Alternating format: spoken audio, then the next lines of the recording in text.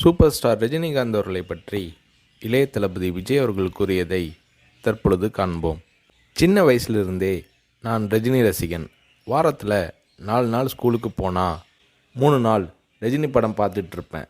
எனக்கு 5 வயசாகி இருக்கிறப்ப ரஜினி சாரோட அன்புக்கு நான் அடிமை படம் ரிலீஸ் ஆச்சு.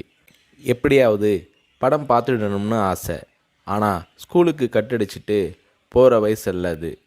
அதனால் நான் என்ன பண்ணினேன்னா, அப்பா ஷூட்டிங்க்கு போன உடனே எங்கள் அம்மா கிட்ட ரொம்ப அடம் பிடிச்சி மேட்னி ஷோவுக்கு போயிட்டேன். மேட்னி ஷோ பார்த்துட்டு வெளியே வந்ததும் திரும்பவும் ஈவினிங் ஷோ பார்க்கணும்னு அடம் பிடித்தேன். ஒரு போடு போட்டு வீட்டுக்கு கூட்டி வந்து விட்டாங்க. அங்கிருந்து நேரே சுரேந்திர மாமா வீட்டுக்கு போனேன். அவருக்கு நான் செல்ல பிள்ளை. என்னடா திடீர்னு வந்திருக்கேன்னு கேட்டார்.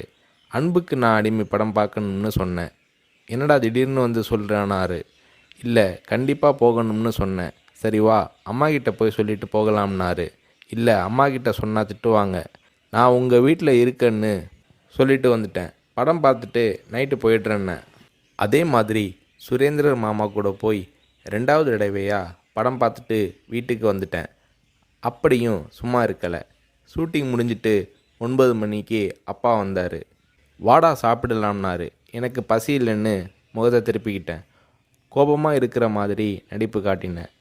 இல்லை, சாப்பிட்டு தான் ஆகணும். உன் ப்ராப்ளம் என்னன்னு சொல்லுனாரு. அன்புக்கு நான் அடிமைக்கு கூட்டிகிட்டு போனால் சாப்பிட்றேன்னு சொன்னேன்.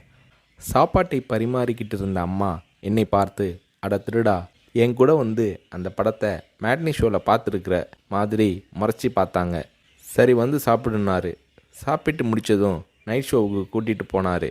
உண்மையிலேயே அன்னைக்கு மேட்னி, ஈவினிங், நைட் ஷோன்னு 3 தடவை ரஜினி சார் படம் பார்த்தேன். படம் பார்த்துட்டு வந்ததும் அப்பா கிட்ட ஒரு அன்பு கட்டளை போட்டேன். நாளைக்கு நான் ரஜினி சாரை பார்க்கணும், அவர் கூட நின்று ஃபோட்டோ எடுக்கணும்னு சொல்லி அப்பாவோட கழுத்தை கட்டி பிடிச்சிக்கிட்டேன். அடுத்த நாள் காலை நானும் என்னோடய ஃப்ரெண்ட் கார்த்திக்கும் அப்பா கூட போனோம். ரஜினி சார் வாகினி ஸ்டுடியோவில் ஏதோ ஒரு ஷூட்டிங்கில் பிஸியாக இருந்தார். நான் ரஜினி சாரை நேரடியாக பார்க்கிறது அதுதான் முதல் தடவை. எப்படி ரஜினி சார்கிட்ட பேசுகிறதுன்னு பயந்துக்கிட்டு இருந்தேன். அவர் கூட்டிகிட்டு போய் அன்பாக பேசினார். அப்படியே என்னை தன்னோட மடியில் உட்கார வச்சுக்கிட்டு என்ன படிக்கிறேன்னு கேட்டார். சொன்னேன், நான் உங்கள் கூட நின்று ஃபோட்டோ எடுக்கணும்னு சொன்னேன். சிரிச்சுக்கிட்டே என் கன்னத்தை தட்டி கொடுத்து எங்களை அணைச்சிக்கிட்டு ஃபோட்டோவுக்கு போஸ் கொடுத்தார். என்னால் மறக்க முடியாது அந்த இனிய நாளை, அவரது அன்பான அரவணைப்பை. வீட்டுக்கு வந்ததும், அப்பா நீங்கள் பெரிய டைரக்டர்னு சொல்கிறாங்க, ஆனால் என்னால் உங்களை டைரக்டராக ஏற்றுக்க முடியாது.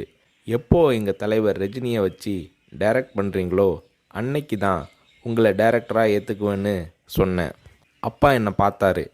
ஒரு ஹிந்தி படம் டைரக்ட் பண்ணுறதுக்காக எங்கள் அப்பா பாம்பே போனார். எனக்கு ஹாலிடேங்கிறதால நானும் அம்மாவும் கூட போயிருந்தோம். மும்பையில் இருந்த ப்ரொடியூசர் பூர்ணச்சந்திர ராவ் எங்கள் அப்பாவுக்கு ஃபோன் பண்ணி கூப்பிட்டதும் அப்பா அவரை பார்க்க போனார். வரும்போது ரொம்ப சந்தோஷமாக இருந்தார். ஹோட்டலுக்கு வந்ததும் என்னை கூப்பிட்டு, விஜய், நான் டைரக்டர் ஆயிட்டேனாரு. ரஜினி சாரை நடிக்க வச்சு டைரக்ட் பண்ண போகிறேன்னாரு. அந்த படம் தான் நான் சிகப்பு மனிதன். நீங்கள் நம்புறீங்களோ இல்லையோ, அந்த படத்தை நான் 17 தடவை பார்த்தேன். நடிக்கணும்னு ஆசைப்படுறியே, உனக்கு நடிப்பை பற்றி என்ன தெரியும்னு எங்கள் அப்பா கேட்டதும் உடனே அப்போதே ஒரு சீன் நடித்து காட்டினேன். அது என்ன சீன் தெரியுமா? அண்ணாமலை படத்தில் ரஜினி சார் பேசிய பெரிய டைலாக் சீன். நான் ரஜினி ரசிகனாக இருந்ததால் அவரோட பல வசனங்களை மனப்பாடம் பண்ணி வச்சுருந்தேன். அதில் ஒரு வசனம் தான் எனக்கு உதவியது. ரஜினி சார் சரத்பாபுவை பார்த்து தொடையில் தட்டிக்கிட்டு கோபமாக பேசுவாரே, அந்த வசனத்தை நான் பேசி நடிக்கிறத கொஞ்ச நேரம் அப்படியே கூர்ந்து கவனிச்ச எங்கள் அப்பா என்னை பக்கத்தில் கூப்பிட்டு, நாளைக்கு உனக்கு மேக்கப் டெஸ்ட் எடுக்கிறேன்னாரு. அவர் அந்த வார்த்தைகளை சொல்லி கை குலுக்கியதும் எனக்கு சிறகு முளைச்சி ஆகாயத்தில் பறக்கிற மாதிரி எல்லையில்லாத மகிழ்ச்சி பொங்கியது என்று நடிகர் ரஜினி அவர்களை பற்றி இளைய தளபதி விஜய் அவர்கள் கூறுகிறார்.